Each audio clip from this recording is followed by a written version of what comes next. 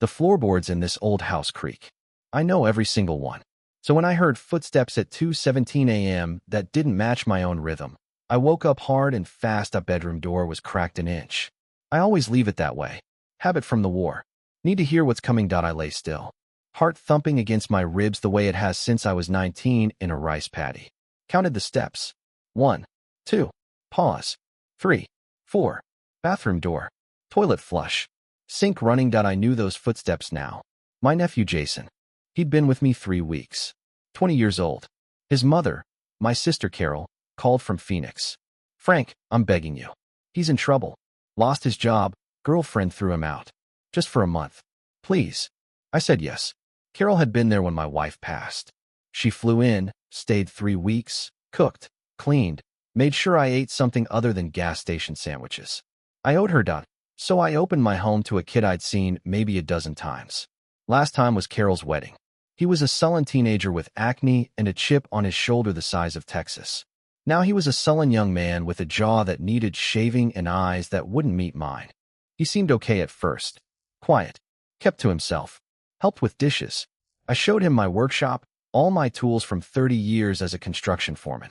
He nodded and said, cool, in that flat way kids do. That night, I got up for water. Hot. Texas summer. AC struggling. Padded down the hallway barefoot, avoiding the squeaky board by the guest room. That's when I heard his voice. On the phone. Whispering. But walls in this house are thin. They were thin in '86 when I bought it. They're thin now. I'm telling you, the old man's loaded. Not cash. Pension. House paid off. County says $450 easy. And the workshop. Pause. Someone on the other end. He's got tools worth maybe 40, 50 grand. Snap-on. Professional grade. Plus a safe in his bedroom closet. Saw it when he was showing me the house. Dumb old man didn't even think to hide it. The water glass was cold against my hand. Throat dry. I stood in the dark, one hand on the wall, listening to my sister's son plan to rob me. Nah, he trusts me. Lonely. Wife's dead. I'm all he's got. Just gotta play the game a few more weeks. Get him to show me where the deed is, bank stuff. Then we do it. 2 steps. Turn. 2 steps. Look, I need this. You don't get it. He's got everything. I got nothing. Not fair. He's 73. What's he need it for? Gonna be dead soon anyway. My hand tightened on the glass. Old anger came up, hot and familiar. Same anger I felt catching a foreman cutting corners. Same anger I felt when I caught my own son stealing from my wallet 15 years ago. My son Danny. I squeezed my eyes shut. Different time. Different betrayal. Danny was 17, hooked on pills. Took $60. I confronted him. He cried. I forgave him. Then he took 200. Then 500. Last time I saw Danny was at the county jail. 22. Said he was clean. I believed him. We had dinner. He hugged me. Said he loved me. Stole my truck that night. Drove it to Houston. Sold it for 800. He died in a motel room 2 years later. Overdose. Needle in his arm. Receipt for a pawn shop in his pocket where he'd sold my drill set for $40. I don't have a son anymore. But I had a nephew. Blood. Standing in my guest room, plotting to take everything I'd worked 40 years to build. I didn't say anything. Didn't even breathe loud. Walked back to my bedroom, silent as I could. Sat on the bed edge. Moonlight through the blinds striped the floor like prison bars. I could have confronted him. Kicked him out. Called Carol. Easy thing. But I learned something on construction sites. You don't solve a problem by yelling. You solve it by understanding how it's built. Find the weak point. Apply leverage. Jason thought he was playing me for a fool. Thought I was a senile retiree counting down to the nursing home. He didn't know who he was dealing with. The next morning, I made pancakes. Back to the guest room door, flipping them golden brown. He shuffled out around 9. Hair messed up, same t-shirt. Morning. Morning. Coffee's fresh. He poured a mug, sat at the kitchen table. I watched him from the corner. Tired. Maybe a little jumpy. Wondered if he'd slept after that call. Slid a plate over. He thanked me. Ate. Just forks on ceramic for a while. Your mom called yesterday. Wanted to know how you're doing. Fork stopped halfway to his mouth. What did you tell her? The truth. That you're a good kid. Helping around the house. Glad to have you here. His face did something complicated. Flash of something like guilt, then gone. Thanks, Uncle Frank. I sat down with my coffee. Was thinking today maybe I'd show you the safe. Almost choked on his pancake. The what? The safe. In my closet. Saw it when I gave you the tour. Was gonna show you the combo anyway. Your family. Something happens to me. I want you to know where things are. His eyes went wide. Tried to hide it, but I saw it. Greed flickering like a match struck in a dark room. Sure. Cool. Thanks. Neutral face. Same expression I used when a subcontractor tried to slip a bad weld past me. Calm. Professional. Let him think he'd won. Finished breakfast. Wash dishes. Dried by hand, taking my time. Let him stew. Let him wonder. Then I led him to my bedroom. Closet door open. Pulled out shoeboxes. Small Sentry safe, gray, microwave size. Home Depot, 15 years ago. $90. Watch. Spun the dial. Left to 27. Right to 4. Left to 63. Handle clicked. Pulled it open. Papers. Cash, maybe 1,000. Jewelry that belonged to my wife. Manila folder. Deed and title. Jason's breathing faster. I could hear it here. Pulled out the folder. Deed to this house. Truck title. Life insurance. Stuff that matters. Handed it to him. Hands shaking slightly. Opened it. Looked at the documents with hunger I hadn't seen since my brother showed me his baseball cards. Wow. This is a lot. 40 years of work. That's what it looks like. Let him hold it a minute. Then took it back gently. Put it in the safe. Spun the dial. The combo I'd just shown him was the decoy. Real one was different, so if anything happens, you know where it is. Thanks, Uncle Frank. Means a lot. Really. He smiled. Good smile. Could have belonged to a decent kid. I almost felt sorry for him. Almost that afternoon, I went to the workshop. Had a project. Birdhouse for the oak tree. Pulled out tools. Started cutting wood. Saw buzzing. Pine smell in the air. Familiar. Comforting. Jason came out after an hour. What you making, birdhouse? Wanna help? Shrugged. Sure, I guess. Handed him a tape measure. Measure the base. 14 by 14. Square. Fumbled with it. Measured wrong. Off half an inch. Told him try again. Impatient. Same impatience I'd seen in 100 young workers who wanted to swing a hammer but didn't want to learn how. Let him make mistakes. Corrected gentle. Each time, more frustrated. Each time, hiding it less. You were a foreman, right? 30 years. Framing, roofing, electrical, plumbing. Done it all. That's a lot of houses. 537. Counted. Hollow laugh. You remember every one, no. But the ones that mattered. The ones I built right. He wasn't interested. Looking past me at the far wall. My tool chest. Big rolling chest, 6 drawers. The snap-on set he'd talked about. Those tools are impressive. 40 years collecting. Bought most myself. Estate sales. From men who retired or passed on. They have history. He nodded, but wasn't listening. I could see it in his eyes. Calculating. Adding dollar amounts. Figuring how to liquidate. I let him. That night, I didn't sleep to lay in bed. Listened.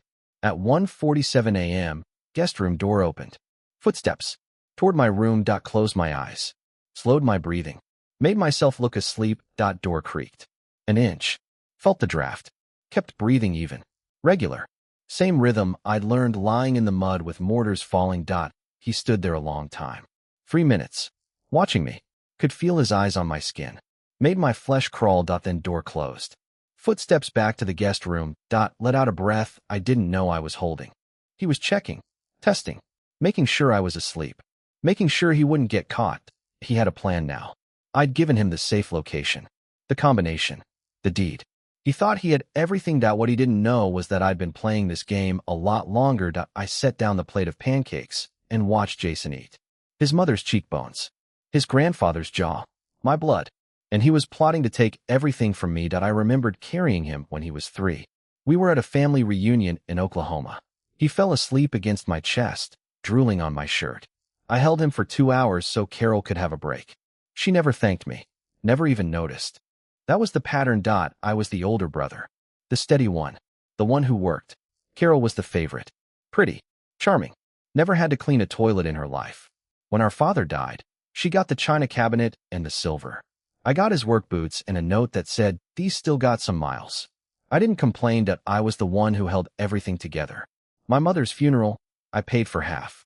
Carol was too emotional to deal with the arrangements. My wife's cancer treatments, Carol called twice. 5 minutes each. How's she doing? I'd tell her. She'd say, "That's tough," and then talk about her vacation plans. I loved her anyway. She was my sister. And I love this boy. This scheming, greedy boy who smiled at me over breakfast like I was the biggest fool in Texas. More coffee? I asked. Yeah, thanks. I poured it. Watched him stir in 2 sugars, the way Carol taught him. The same way Carol took her coffee. I'd made her coffee every morning for 6 months after my wife died. She never asked. I just did it. Because she was family. The day my wife Ellen died, I was at the hospital holding her hand when she went. Heart attack. Fast. I didn't even have time to call Carol. I stood in the hallway outside the room, phone in my hand, trying to find the words that when I finally called her, she said, "Oh no," and then, "Well, at least she's not suffering," and then, "I can't come down until next week. I have a hair appointment." I didn't argue. I never argued. I drove home alone, sat in the dark for 3 hours. Then I went to the workshop and built a bookshelf. I needed to build something that would last, something that wouldn't leave me. Ellen was the only person in my life who ever saw me, really saw me. She'd watch me work in the yard and say, "Frank, you got sawdust in your hair again." And she'd brush it out, gentle, like I was something precious. She'd tell me I worked too hard. She'd tell me I gave too much to people who didn't deserve it. "You got a good heart," she said once. "Too good. The world's gonna eat you alive." She was right. I built that bookshelf. Maple, dovetail joints. Took me 2 weeks. I still have it. In my living room. It holds Ellen's photo albums and a few novels she loved. I ran my hand over the wood last night. It was smooth. Solid. The way I built everything. The way I built my whole life. Solid. Reliable. Dependable. And nobody ever saw it. Jason was talking, but I'd stopped listening. Something about the football game last night. I nodded, made the right sounds. I was thinking about the tools. All those snap-on wrenches and socket sets. I'd bought them one by one over 40 years. Some of them cost more than a week's paycheck. I'd eat bologna sandwiches for lunch to save up. I'd skip vacation. Skip new clothes. My father gave me a Craftsman screwdriver for my 18th birthday. Still have it. Handles worn smooth from my hand. When I hold it, I can feel his hands holding it. He wasn't a warm man. He was a construction worker like me. He showed love with calluses and long hours and showing up every single day. "You work, you eat," he said. "You don't work, you don't eat." That's how it is. I taught myself that lesson too well. I remembered the day Danny was born. I was 25, scared, $20 in my pocket. Ellen was in labor 18 hours. I held her hand the whole time, squeezing through every contraction. When the doctor said, "It's a boy," I cried. I swore I'd be a better father than mine was. I'd be present. I'd show up. I'd tell him I loved him. And I did. I took him fishing on Lake Travis. Taught him how to throw a curveball. Built him a tree house with a rope swing. Every summer we'd go to the hill country, camp out, cook hot dogs over a fire. I gave him everything. But Danny needed more than I could give. He needed something I couldn't fix. He got into pills at school. It started with a kid who said, "Here, try this, it'll make you feel good." And it did. Until it didn't. I caught him stealing from me that first time, and I didn't yell. I sat him down. I said, "Son, I love you. But this is not who you are. You're better than this." He cried. He promised he'd stop. He promised he'd get help. I believed him. A month later, he stole 200. Then 500. I stopped keeping cash in the house. He started stealing other things. My watch. Ellen's earrings. He'd pawn them for pocket change. I tried rehab. Twice. I paid the deposits. I drove him there. He walked out both times. The second time, he stole my car in the parking lot. The last time I saw him alive, he was in a county jail. He was thin. Hollow eyes. He said, "Dad, I'm clean now. I'm gonna make it right." He hugged me. I felt his bones. He was so light. So fragile. He stole my truck that night and sold it in Houston. I didn't press charges. I couldn't. He was my son. And 2 years later, they called me from the motel. He was gone. Just gone. A needle in his arm, and my drill set sold for $40. I buried him next to Ellen. I stood at that grave in the rain, and I said, "I'm sorry. I'm sorry I couldn't save you. I should have been harder. Should have called the cops that first time. Should have let him face consequences. But I was soft. Too soft. I thought love could fix it. Love couldn't fix anything. Now here was Jason. The same hungry eyes. The same calculations behind the smile. Carol had called me with the same story I'd heard 100 times. "He's struggling, Frank. Nobody will give him a chance. He's just a kid. He needs a break." I said yes. I let him into my house. I fed him. I gave him a bed. I showed him my workshop, my tools, my safe. Everything. And he looked at it all and saw dollar signs. He didn't see 40 years of waking up at 5 a.m. Didn't see the time I fell off a roof and broke 3 ribs, went back to work the next day because I had a crew depending on me. Didn't see the Christmas Eve I spent alone in the workshop because Ellen was in the hospital and I needed to build something to keep from falling apart. Didn't see the calluses, the herniated discs, the arthritis in my hands that makes the mornings stiff and painful. He just saw cash, a house, tools, a safe. 40 years of my life reduced to pawn shop numbers. That afternoon, after he'd gone back inside, I stood in the workshop alone. I ran my hand over the workbench. Maple. I built it myself in 1990. It had nicks and stains and marks from thousands of projects. I thought about all the things I'd built in my life. Houses for strangers, furniture for my family, a life for Ellen, a future for Danny. Nobody ever built anything for me. Not my father. He was too busy working. Not my mother. She was too busy worrying about Carol. Not Carol. She was too busy being Carol. Not Ellen. She gave me everything she had, but she was sick so much of the time. I took care of her. I was the builder, the fixer, the provider. I never learned how to receive that, but I was done giving. I looked at the tools on the wall. 30 years as a foreman. 537 houses. I knew how to build, but I also knew how to tear down. I knew how to find the weak spot. I went back inside. Jason was on the couch, watching TV. He looked up and smiled. Same smile. Same hungry eyes. Everything okay, Uncle Frank? Yeah, I said. Everything's fine. Just thinking about some things. Like what? Like how fast time goes. One day you're 30, strong as an ox, thinking you'll live forever. Next thing you know, you're 73, your hands hurt, and you're looking at a kid who reminds you of all the mistakes you made. His smile flickered. I remind you of mistakes. I remind myself of mistakes, I said. The mistakes I made. Being too trusting. Believing people because I wanted to believe them. Not seeing what was right in front of me. He didn't say anything. His eyes were wary now. Don't worry about it, I said. Old man stuff. I walked to the kitchen and started washing the dishes. My hands were shaking a little. Not from fear. From the effort of holding it all in. I wanted to grab him. Shake him. Ask him, do you know what you're doing? Do you have any idea how much this will cost? Not to me. To you. But I knew he wouldn't hear it. He was too far gone. Same as Danny. So I let the water run hot over my hands and I planned the way I'd planned every job I ever took. Methodical. Step by step. I'd let him think he was winning. I'd let him make his move.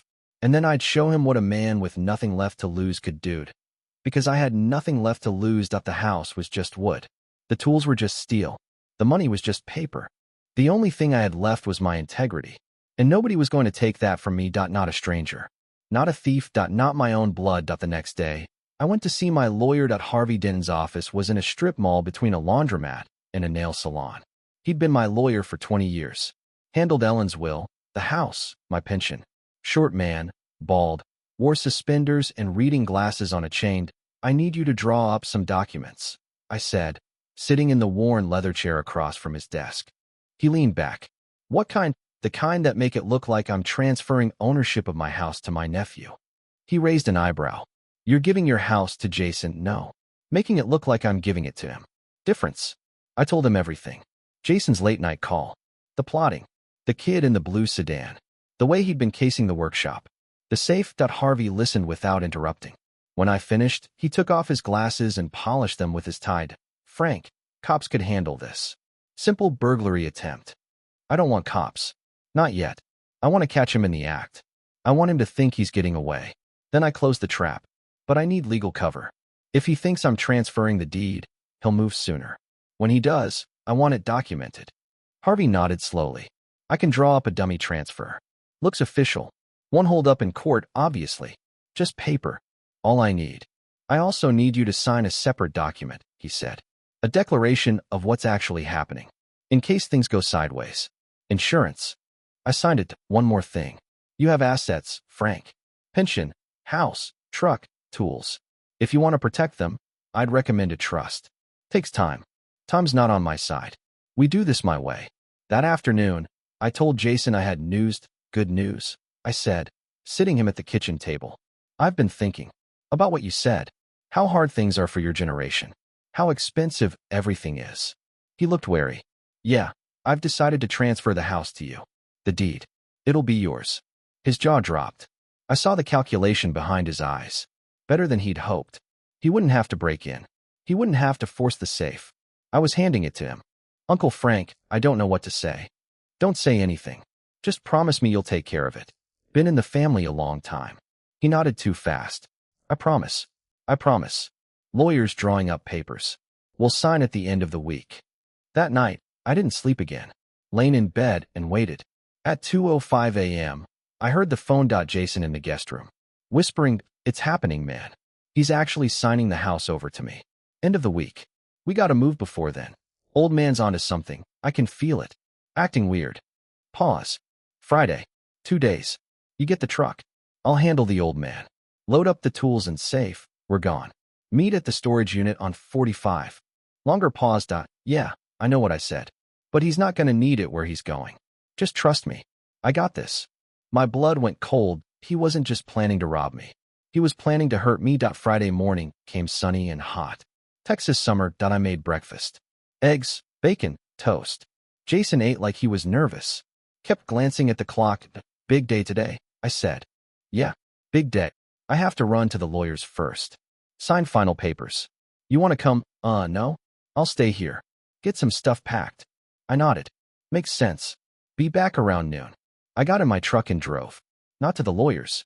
To a diner 3 blocks from my house. Same diner where I met Ellen 45 years ago. Coffee by the window. Good view of my street. I waited. At 11:15, the blue sedan pulled up.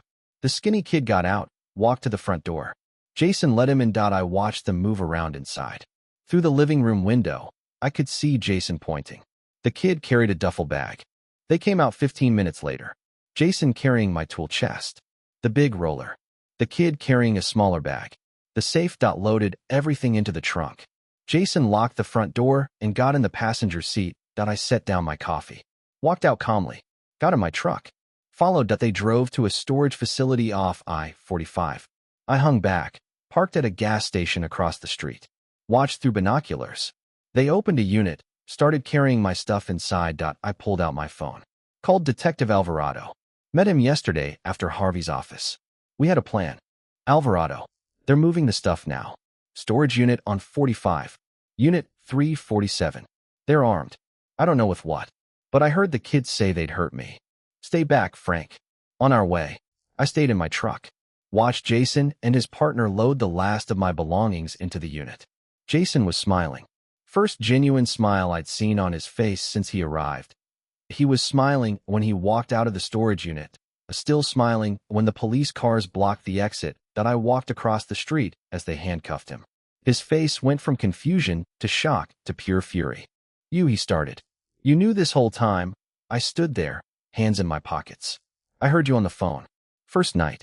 Heard the whole thing. You set me up. I gave you every chance not to do this. Showed you the safe. Told you I trusted you. Signed fake papers. You could have stopped any time. His face twisted. You old bastard. You set me up. I didn't set you up. You set yourself up. I just didn't stop you. The skinny kid was crying. Begging. I didn't know, man. He said you were giving it to him. He said it was his. He told me. Shut up. Jason snapped. Detective Alvarado walked over. Frank, you want to press charges? We got burglary, grand theft, conspiracy. The storage unit's got your tools, your safe, the deed. We'll get statements from the storage manager. He saw them loading. We got witnesses. I looked at Jason. His eyes were wild. Angry. Not sorry. Not ashamed. Press charges, I said. All of them. Jason's face went white. You can't. I'm family. Mom will kill you. She'll never speak to you again. You're dead to her. I looked at him for a long moment. I saw Carol's cheekbones. My father's jaw. My son's hunger. I didn't feel anything. Let her know, I said. Tell her I said hello. They took him away. The skinny kid too. Both in the back of separate squad cars. I watched the blue sedan get towed. Detective Alvarado handed me a clipboard. Sign this. We'll need a formal statement at the station. But for now, thank you, I said. I mean it. He nodded. You did good, Frank. Most people would have confronted him. Gotten themselves hurt. You handled it smart. I had a lot of practice handling things. I drove home alone. The house was quiet. Empty. The guest room door was open. Jason's things were still there. Clothes on the floor. His phone charger plugged in. A half-empty water bottle on the nightstand. I walked through every room. They'd taken the safe. The tools. The folder from the decoy safe. They hadn't taken much else. A TV. Some small electronics. They were in a hurry. I went to the workshop. Empty space where my tool chest used to be. I stood there for a long time, looking at the outline of dust where it had sat for 20 years. Then I sat down on the workbench. The same bench I'd built in 1990. Maple. Dovetail joints. I ran my hand over the surface. I thought about Jason. About his mother. About Danny. About Ellen. I thought about the phone call that would come from Carol. The screaming. The accusations. How could you do this to my son? He's just a boy. You ruined his life.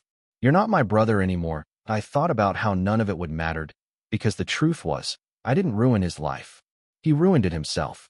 The same way Danny ruined his. The same way so many people in my life had taken everything I gave and turned it into nothing. I sat there until the sun went down. The workshop grew dark. I didn't turn on the lights. I just sat in the silence and let it sink in. For 40 years, I'd been the one who gave. The one who held things together. The one who forgave. The one who hoped. And in the end, all it got me was an empty workshop and a nephew who hated me. The phone rang at 7. I let it ring. 4 times. 5. It stopped. Then it started again. I picked up. Frank. Carol's voice. Shaking. Frank, tell me it's not true. Tell me Jason's not in jail. Tell me you didn't do this. He's in jail, Carol. They have him on burglary and grand theft and conspiracy. You called the cops on your own nephew, your own blood. He was going to hurt me. I heard him say it. He was going to hurt me for my money. He wouldn't do that. He's not like that. You're lying. You're making this up. You've always been jealous. Jealous of me, jealous of him. You couldn't stand to see him succeed. My hand tightened on the phone. The old anger came up. But this time it didn't burn. It just sat there. Cold. Heavy. Carol, I said. Listen to me. Your son is a thief. He's a liar. He was going to assault me. I have recordings. I have witnesses. I have a signed declaration from my lawyer. He's going to prison. Don't you dare talk about my son that way. I'm not talking about him. I'm telling you the truth. You don't want to hear it. That's your problem. Not mine. I'm your sister, not anymore. I hung up. The phone rang again. I turned it off. I sat in the dark. The workshop was quiet. The house was quiet. For the first time in 40 years, I didn't owe anyone anything. That night, I made a decision. I walked to the kitchen, opened a drawer, and took out a yellow legal pad. I wrote a letter. To Jason. To Carol. To myself. I wrote down everything. All of it. The years of giving. The times I was taken for granted. Danny's addiction. Ellen's death. Carol's selfishness. Jason's betrayal. I wrote until my hand cramped. Until the words stopped coming.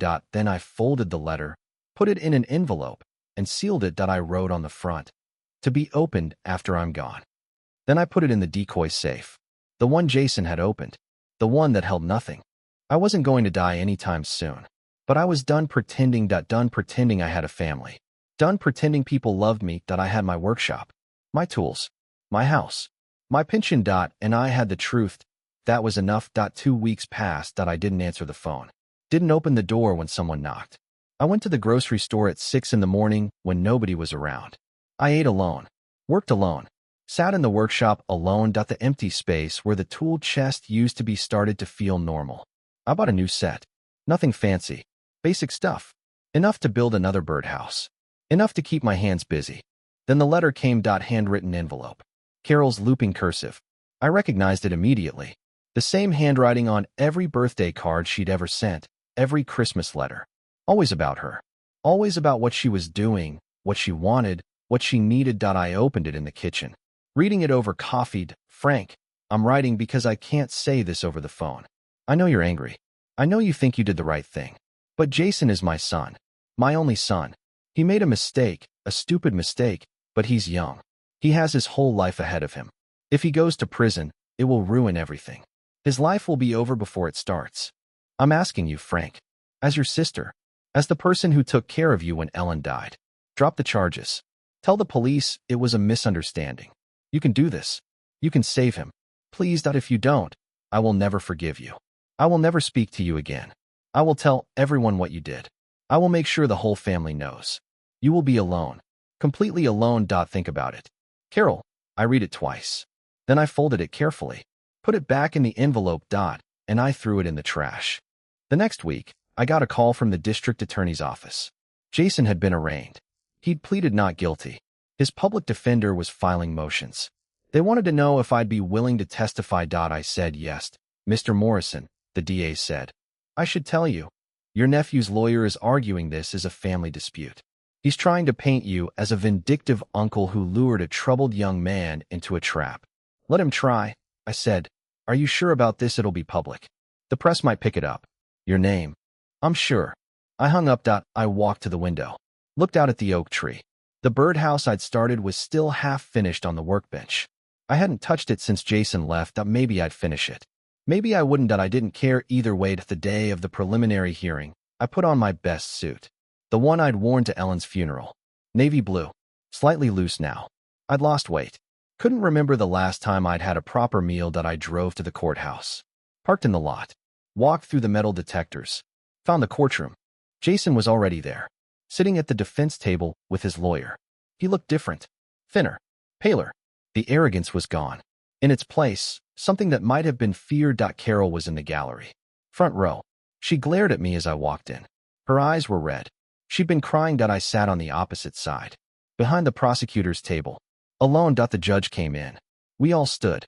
The hearing began. The prosecutor, a young woman named Ms. Reeves, laid out the case. Burglary. Grand theft. Conspiracy. She presented photographs of the storage unit, the tool chest, the safe. She played the recording I'd made of Jason's phone call. The recording I'd made the night I'd heard him plotting. Your Honor, Ms. Reeves said, the defendant and his accomplice removed property valued at over $60,000 from the victim's home. The victim is the defendant's uncle. He took him in out of familial obligation. He fed him, clothed him, gave him shelter, and the defendant responded by plotting to rob him and, as the recording indicates, by threatening him with physical harm. Jason's lawyer stood up, a tired-looking man with a rumpled suit. Your Honor, my client is a young man with no prior record. He made a terrible mistake, but he was under extreme stress. He lost his job. His relationship ended. He was desperate. The victim himself admitted he gave my client the combination to the safe. He showed him the deed. This was entrapment. I spoke then, without being asked. I just stood up. Your Honor. May I speak? The judge looked at me. Mr. Morrison, Your Honor, I didn't entrap anyone. I gave my nephew every chance to walk away. I told him I trusted him. I showed him where the safe was. I gave him the combination. I told him the house would be his. I did all of that hoping he'd prove me wrong. Hoping he'd prove my trust was justified. Instead, he brought a stranger to my home. He loaded my belongings into a stolen car. He planned to hurt me, and he was smiling when he did it. I looked at Jason. He wouldn't meet my eyes. Your Honor, I don't want to punish my nephew. I want justice. That's different. The courtroom was silent, but the judge nodded slowly. Thank you, Mr. Morrison. Please sit down. The hearing continued. The judge ruled there was sufficient evidence. Jason was bound over for trial. His lawyer asked for bail. The judge said no. He's a flight risk, the judge said. And based on the recording, a danger to the victim. Bail denied. I saw Jason's face crumble. He looked at his mother. She was crying openly now. Mom, he said. Mom, do something. Carol stood up. Frank, please. Talk to them. Tell them it was a misunderstanding. I looked at her. This woman who was my sister. Who I'd loved my whole life. Who'd taken me for granted for 60 years. Carol, I said. Your son did this. Not me. Not the police. Not the judge. He did it. He's just a boy. He's 20 years old. He's not a boy. And if I don't do this, he'll keep doing it. Until someone gets hurt. Until someone dies. I know. I've seen it before. My son, Danny. Her face went white. Don't you dare compare. I'm not comparing. I'm telling you what I learned. I love Danny too much.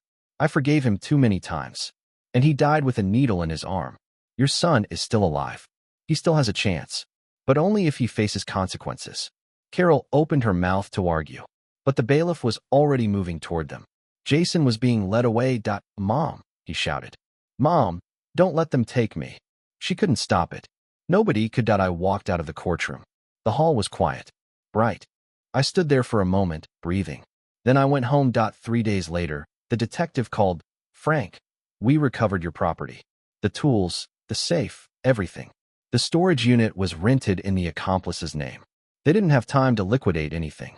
You can come pick it up whenever you want. Thank you, I said to Frank. I know this is hard, but you did the right thing. You hear me, I hear you. I hung up. I didn't go get the tools that day. Or the next. I waited a week. Then I drove to the storage facility and loaded everything back into my truck. The tool chest was scuffed. Some of the smaller tools were missing, but the big stuff was there. The snap-on set, the safe, the deed. I brought it all home. Put the safe back in the closet. Put the tools back in the workshop. The empty spaces were filled again. But it didn't feel the same. I started going to the diner again. The one where I met Ellen. The waitress was a young woman named Maria.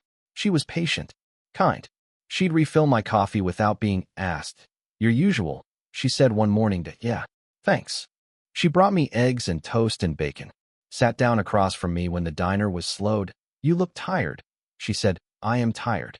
My grandfather was like that, she said. He was a building inspector. Worked until he was 70. Then he retired and didn't know what to do with himself. What did he do? He bought a boat, she said. Started fishing. He's happier now. You should get a boat. I smiled. First time in a while. I don't like boats. Then get something else. Just don't sit in that workshop all day, okay? She got up and went to the kitchen. I finished my breakfast. Paid the bill. Left a bigger tip than usual. When I got home, I walked to the workshop. Looked at the birdhouse. Still half finished. I picked up the saw. Cut a piece of wood. Measured it. Sanded it. 1 piece. 2 pieces. 3. I built the rest of the birdhouse that afternoon. When I was done, I hung it on the oak tree. A cardinal came the next morning. Sat on the perch. Looked in the hole. I watched from the kitchen window. That stupid birdhouse. That stupid bird. I didn't know why it mattered. But it did. A month later, I got a letter from the prison. Jason Morrison. Inmate number. A block of text. Uncle Frank. I know you hate me. I know you probably won't even read this. But I need to say something. I'm sorry. Not because I got caught. I'm sorry because I really did it. I really would have hurt you. I thought about it every night. I planned it. And I was okay with it.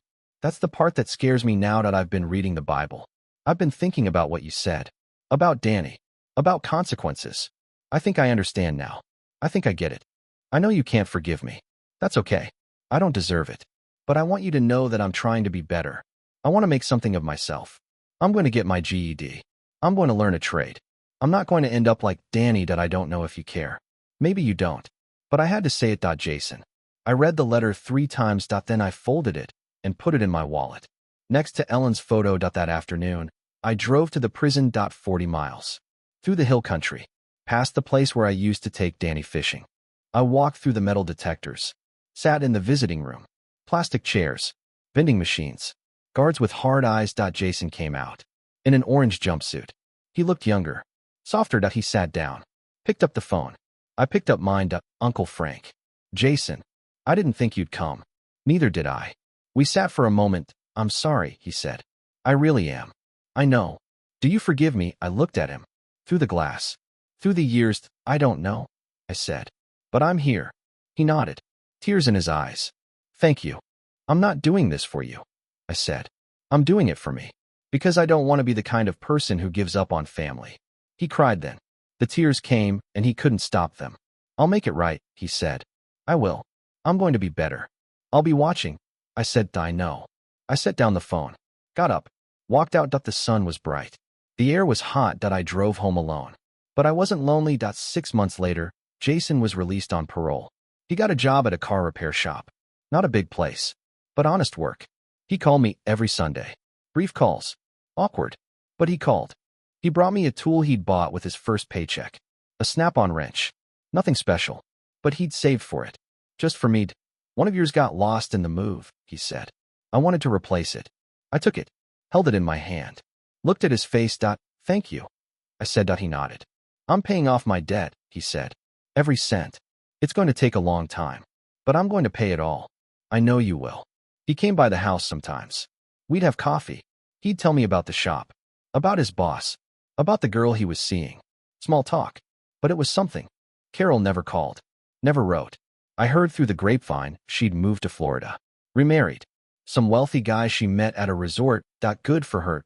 I finished the birdhouse. Cardinal still comes. I watch it from the kitchen window. Some things can't be fixed. Danny is still gone. Ellen is still gone. Carol is still Carol. But some things can be rebuilt. I learned that in construction. You build something. It stands for a while. Then the weather gets to it. The foundation cracks. The roof leaks. You can tear it down and start over. Or you can fix what's broken and make it stronger. Families like that. You can't tear it down. That's not the solution. You shore it up. You patch the cracks. You keep it standing. Even if it takes a long time. Even if it's not perfect. I sat on my porch last Sunday. Jason came over. We drank lemonade. Watched the sunset. You ever think about forgiving Mom? He asked. I thought about it. A long minute. No, I said. But I'm not thinking about her. I'm thinking about you. He smiled. A real smile. The kind I'd never seen on him before. Thanks, Uncle Frank. Don't thank me. Just keep coming to work. Keep calling. Keep being better. I will. We watched the sun go down. 40 years of building. 40 years of giving. And finally, I got something back. A man's worth isn't measured by what he keeps. It's measured by what he gives away, and still is left. I gave away everything. My time. My money. My hope. And I'm still standing. That's the truth they can't steal. That's what I built. You want to know what strength is? It's not holding on. It's letting go of the people who only take, and saving your hand for the ones who reach back. I took in my teenage nephew. I heard him plotting, and I did what I had to do. But I also did what I should have done all along. I didn't destroy him. I saved him. From himself. And you, who have you let go of? Who have you held on to too long? Comment below. Tell me your story. I'll be right here. Watch this space.